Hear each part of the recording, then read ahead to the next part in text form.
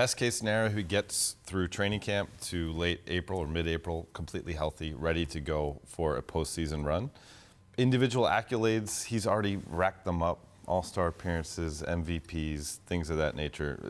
He's beyond that at this stage of his career. It's about him being able to build some sort of camaraderie and chemistry with the group, an understanding between the new coaching staff and the rest of that roster with so much roster turnover. Being completely healthy, having a shot to get that fourth ring. Yeah, I think best case scenario sounds like this. It turns out that only 55 games and no playoffs leaves this guy with an unbelievable reserve of energy, and you mentioned the vertical, and that this is kind of the sabbatical that he has needed. Never had. He's never had. And it also turns out that, you know what? Danny Green and Avery Bradley on the wings is a pretty good defense when you've got Anthony Davis behind. They're 12 deep with legitimate NBA players. I mean, I think the best case scenario is Lawrence O'Brien.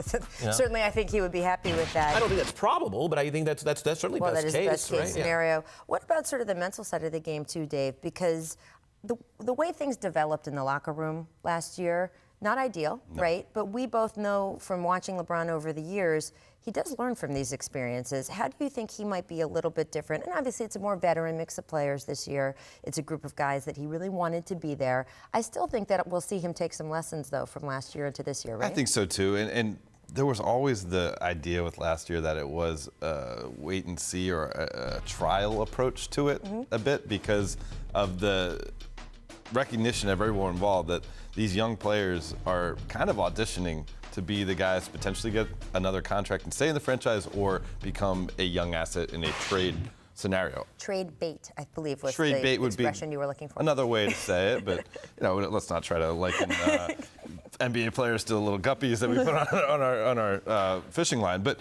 I think what you see now is a team that is set up to be together with more continuity. You know that LeBron, Kuzma, and AD will be the faces of this franchise moving forward. And with that, you can kind of settle into more permanence in the moves you're trying to do. Right? And all that stuff. Kevin, what have you seen from guys throughout their career as they've aged and they have that injury that shouldn't stick with them for years and years? Not like he had his knee torn up or anything like that, but that groin injury last year is the most significant injury he's ever had. And even when he came back, we saw him playing more tenderly on it, even after he physically should have been healed already, because guys get a little gut shy, right? This is what's so fascinating to me, because LeBron has been, his durability amongst all the other attributes, we talk about it occasionally, there's no precedent for this. Like, how does LeBron James, I gave you the best case scenario, which is, hey, it turns out this provides him with the energy he needs in that sabbatical.